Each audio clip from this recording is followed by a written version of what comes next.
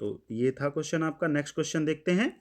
Next question कह रहा है 400 रुपए का 10% वार्षिक ब्याज की दर से 2 वर्ष का चक्रवृद्धि ब्याज ज्ञात कीजिए। ठीक है, फॉर्मूले के अकॉर्डिंग, जैसा कि फॉर्मूला आपका मूल मिश्र धन बराबर होता है मूलधन ब्रैकेट में 1 प्लस रेट अपॉन 100 की पावर समय, समय मतलब n।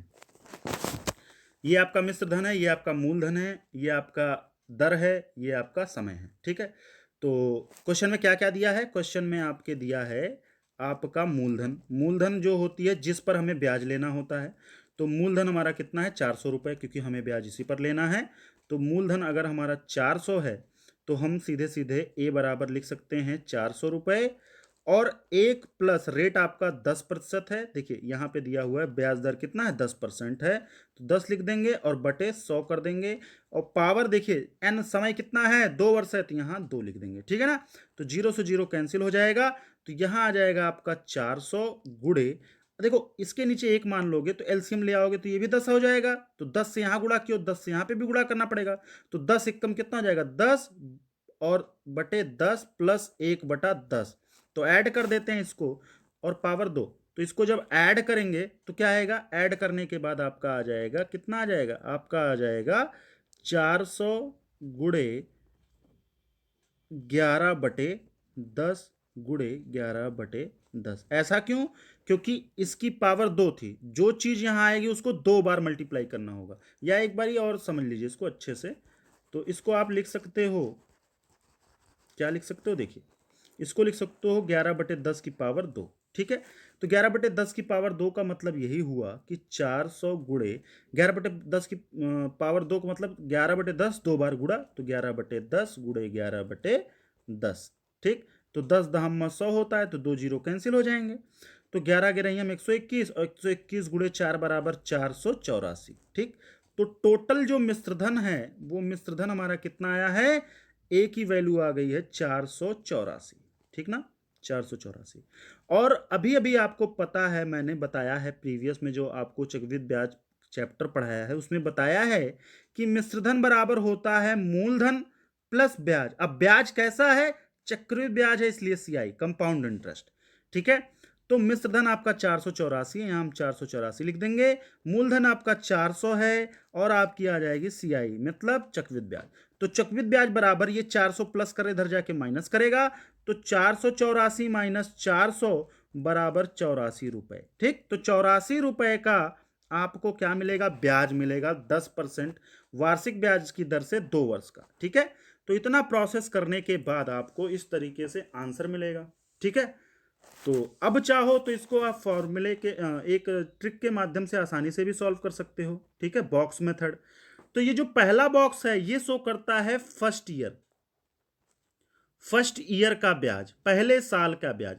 अब पहले साल का जो साधारण ब्याज होता है वो चक्रवृद्धि ब्याज के बराबर होता है। देखिए चक्रवृद्धि ब्याज और साधारण ब्याज में सिंपल सा सिर्फ इतना अंतर है कि जो साधारण ब्याज होता है वो केवल हमें मूलधन पर मिलता है, और जो चक्रवृद्धि ब्याज होता है उसमें जो हमें मूलधन पर ब्याज मिला, जो मूलधन पर ब्याज मिला वो तो मिला ही, लेकिन जो ब्याज मिला उस पर भी जब अगले साल हमें ब्याज मिलता है, तो इस कारण से हमें चक्रवृद्धि ब्याज थोड़ा सा अलग दिखाई पड़ता है। मतलब ब्याज पर ब्याज मिलना ही क्या है? चक्रवृद्धि ब्याज है। ठीक है, तो ऐसे हम समझ सकते हैं चक्रवृद्धि ब्याज को कि ब्याज पर जब ब्याज मिले तो क्या है? वो चक्रवृद्धि ब्याज। ठीक है ना, तो दूसरे वर्ष जब ब्याज मिलेगा तो मूलधन जो था, पहले मूलधन पर देखिए यहां मिला, ठीक, मूलधन पर पहले जो ब्याज मिल गया वो मिला ही, फिर मूलधन पर दूसरे वर्ष भी ब्याज मिलेगा। ये क्या है? सेकंड ईयर का है। चलिए रुकिए 1 मिनट और अच्छे समझिए। तो पहले वर्ष तो ब्याज मिल गया, दूसरे वर्ष इस पी पर तो ब्याज मिला ही, लेकिन दूसरे वर्ष कहेगा जो आपका ब्याज था हम उस पर भी ब्याज देंगे, तो इस वजह से जब ब्याज पर भी ब्याज मिलता है तो उसे चक्रवृद्धि ब्याज बोला जाता है। तो इतना पूरा जो आएगा वो 2 वर्ष का क्या होगा? 2 इयर्स का क्या होगा? सीआई होगा, चक्रवृद्धि ब्याज होगा। ठीक है, और ये क्या है? ये दूसरे वर्ष का, सेकंड ईयर का ब्याज है। ये दूसरे वर्ष का, दोनों वर्ष का नहीं, ये दूसरे वर्ष का ब्याज है। ठीक है, ये दूसरे वर्ष का ब्याज है। चलिए इतनी बात समझ में आ गई होगी।